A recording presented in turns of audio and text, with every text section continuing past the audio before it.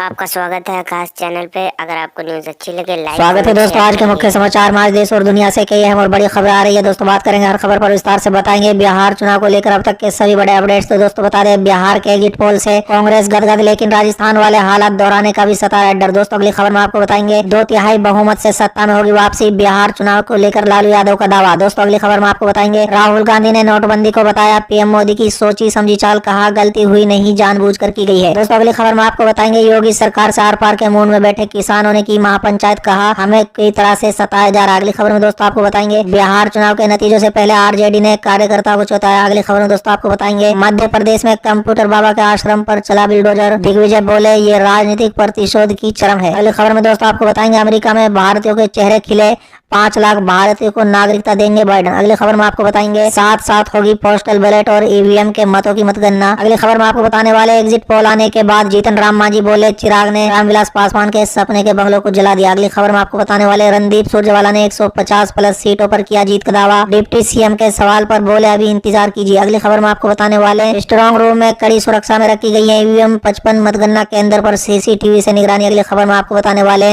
EVM लेकर फरार हुए विकास प्राधिकरण का जोई केस हुआ दर्ज। तो चलिए देख लेते हैं आज की पहली बड़ी खबर। बिहार के एग्जिट पोल से कांग्रेस गदगद, लेकिन राजस्थान वाले हालात दोहराने का भी सता रहा डर। जी हाँ दोस्तों बता दें बिहार विधानसभा चुनाव के तीसरे चरण की वोटिंग खत्म होने के बाद जो एग्जिट पोल आए हैं वो महागठबंधन के लिए बहुत ही खुशी देने वाले हैं। दोस्तों बता दें अपनी जीत को लेकर आश्वस्त कांग्रेस पार्टी अंदरूनी तैयारियों में जुट गई है। दोस्तों बता दें कांग्रेस के केंद्र नेतृत्व रणदीप सुरजेवाला और अविनाश पांडे को ओबर्जर बनाकर पटना भेजा गया है। उन पर मुख्य जिम्मेदारी चुनाव जीत कर आने वाले विधायकों को पार्टी में बनाए रखने और सरकार बनाने की रणनीति पर काम करने की जिम्मेदारी दी गई है। जी हाँ दोस्तों बता दें सूत्रों से मिली जानकारी के मुताबिक आज दोनों की मुलाकात महागठबंधन के मुख्यमंत्री पद के दावेदार और आरजेडी नेता तेजस्वी यादव से भी होगी। चलिए अगली खबर। राहुल गांधी ने नोटबंदी को बताया पीएम मोदी की सोची समझी चाल, कहा गलती हुई नहीं जानबूझकर की गई। जी हाँ दोस्तों बता दें नोटबंदी को आज 4 साल पूरे हो गए और प्रधानमंत्री नरेंद्र मोदी ने 8 नवंबर 2016 की रात 8 बजे राष्ट्र के नाम संबोधन में अप्रत्याशित रूप से 500 और 1000 रुपए के करेंसी नोट को बंद कर दिया था। दोस्तों बता दें कांग्रेस नेता राहुल गांधी ने वीडियो जारी करते हुए नोटबंदी को हिंदुस्तान के गरीब किसान, मजदूर और छोटे दुकानदारों पर आक्रमण बताया है। दोस्तों बता दें राहुल गांधी ने नोटबंदी को राष्ट्रीय राजनीति बताते हुए लोगों से अपनी आवाज बुलंद करने की बात कही है। दोस्तों बता दें राहुल गांधी ने ट्वीट किया है कि नोटबंदी पीएम की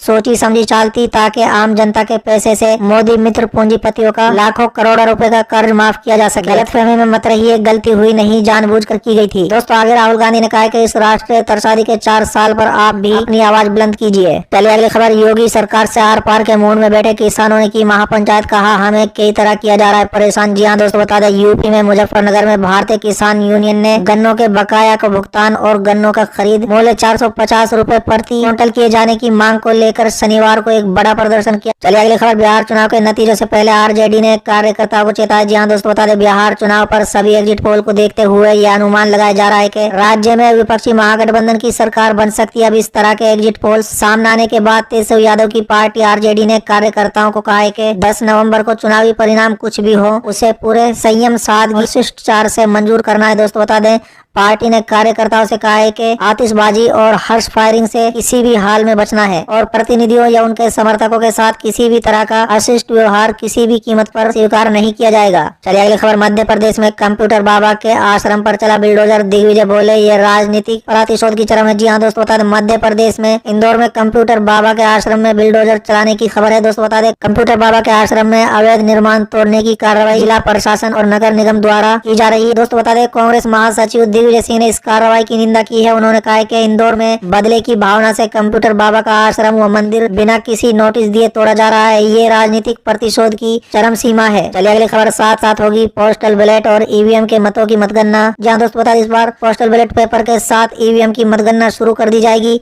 दोनों की गणना साथ साथ चलती रहेगी। जी हाँ दोस्तों बता दें इसको लेकर शनिवार को टाउन हॉल में मतदान कर्मियों को प्रशिक्षण दिया गया। चलिए अगली खबर। एग्जिट पोल आने के बाद जीतन राम मांझी बोले चिराग ने रामविलास पासवान के सपने के बंगले को जला दिया। जी हाँ दोस्तों बता दें एग्जिट पोल आने के बाद बिहार में महागठबंधन की सरकार बनती दिखाई दे रही है। इस पर हिंदुस्तानी अवाम मोर्चा के अध्यक्ष और बिहार के पूर्व मुख्यमंत्री जीतन राम मांझी ने चिराग पासवान और रजत पर निशाना साधा है। दोस्तों बता दें जीतन राम मांझी ने ट्वीट कर लिखा है कि सरकार बनाने के दावा करने वाले रजत एजेंट एग्जिट पोल के बाद कहीं दिखाई नहीं दे रहे हैं, किसी को मिले तो बता देना। दोस्तों आगे उन्होंने लिखा है कि रामविलास जी के सपने के बंगले को चिराग ने जला दिया। दोस्तों बता दें कि नीतीश कुमार की पार्टी से अलग हुए जीतन राम मांझी ने हिंदुस्तान अवाम मोर्चा पार्टी बनाई थी। चलिए अगली खबर। रणदीप सुरजेवाला ने 150 प्लस सीटों पर किया जीत का दावा। डिप्टी सीएम के सवाल पर बोले अभी इंतजार कीजिए। जी हाँ दोस्तों, बता दें बिहार विधानसभा चुनाव में सभी 3 चरणों के मतदान संपन्न होने के बाद अब सबकी निगाह है इस बात पर टिकी हुई है कि आखिरकार 10 नवंबर को क्या रिजल्ट आने वाला है। दोस्तों बता दें बिहार के साथ साथ पूरे देश की नजर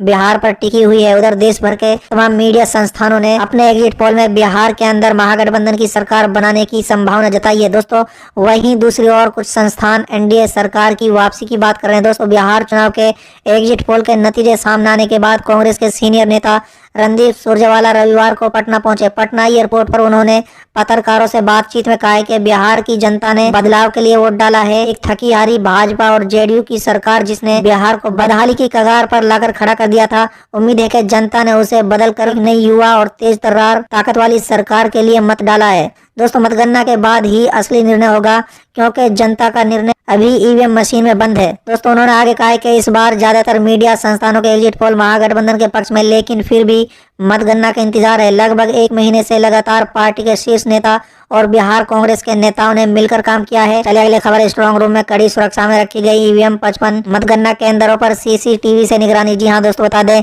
बिहार विधानसभा चुनाव की 10 नवंबर को होने वाले मतगणना के लिए निर्वाचन आयोग ने सीसीटीवी से निगरानी और कड़ी सुरक्षा व्यवस्था सहित व्यापक इंतजाम किए हैं। दोस्तों बता दें मुख्य चुनाव अधिकारी HR श्रीनिवास ने बताया कि स्ट्रांग रूम में ईवीएम कड़ी सुरक्षा में रखी हुई है। 10 नवंबर को वोटों की गिनती के लिए राज्य भर में बनाए गए कुल 55 मतगणना केंद्रों पर पूरी सुरक्षा के साथ आपको न्यूज चाहिए ताजा की तो हमारा चैनल सब्सक्राइब करें। थैंक यू, वेलकम, मिलते हैं।